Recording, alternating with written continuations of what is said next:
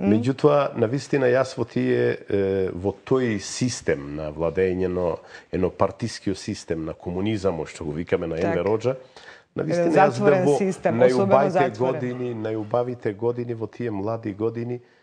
Меѓутоа, ние знаеме што имаме на другата страна од границите. Ние, како македонци, знаеме дека што имаме. Но јас тврдам со одговорност дека дали се знаеше од тука што живеа таму. Бидејќи многу малку беше интересот. Многу малку се интересираше.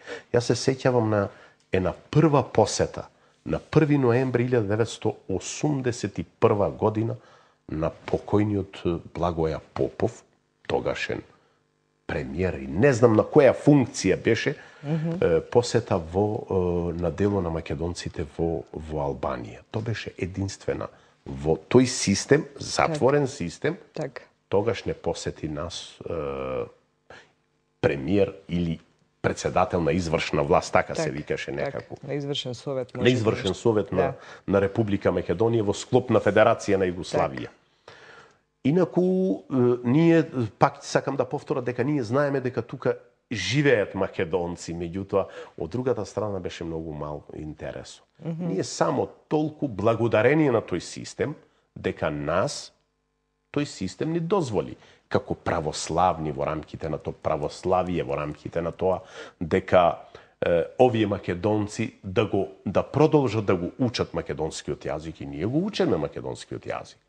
Со разлика на некои промени во програмите, меѓутоа претежно ние го учиме македонскиот јазик.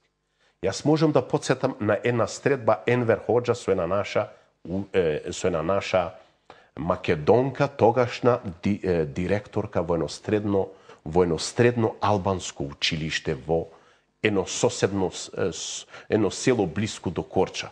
Кога на Енвер Хоџа му ја представија, му рекла дека ова е македонка, оној директно ја праша: како е со изучувањето на македонскиот јазик? Дали сте задоволни? Она, бидејќи тогаш едно партиски систем, му вели: да, другар Енвер, премногу задоволни сме. Значи, Енвер Хоџа прашуваше во тоа време дека дали сте задоволни со изучувањето на македонскиот јазик. Затоа ние сега му велиме пак на институциите на системот во Албанија, дека вие наспоредено со Енвер Хоџа многу малку немате даено, или можеме да речеме ичне немате даено, или ништо немате придонесено во ова. А тоа тогаш било диктатура, така наречена, ова е сега демократија, така наречена. Точно така е.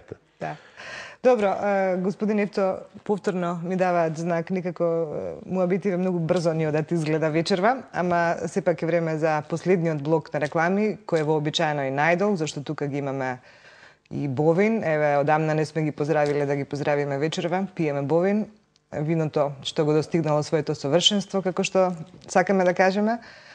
А ќе се вратиме повторно во студиото, уште колку да ве поздравиме, претпоставам дека ќе имаме време.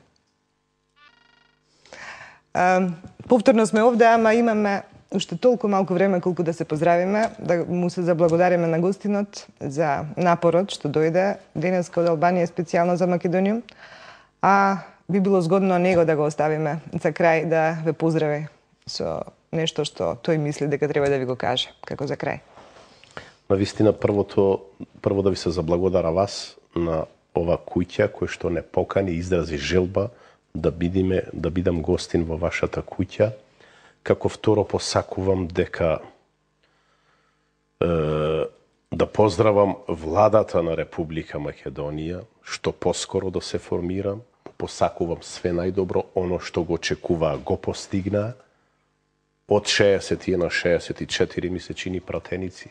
Му посакувам на албанците мудро да размислат овој пат за наредните 15 дена, сериозно да си одат, да си гласат и да бидат дел и да учествуват во владата на Република Македонија, заедничко да градат проекти за патот да продолжи овој народ, заедничко да се градат и да одат работите да тргнат понапред. Исто така, посакувам и другите медиумски куќи, кои што навистина подобро би било да не гледаат дека кај нас како луѓе со мали карактери или со луѓе не знам како, дека идиме од Албанија или представници на македонците во Албанија, дека емисијата може да му биде на некој начин, може и убава, може и несериозна. Меѓутоа, подобро би било со нас, отколку со празна столица да чекат некој господин за да водат емисијата.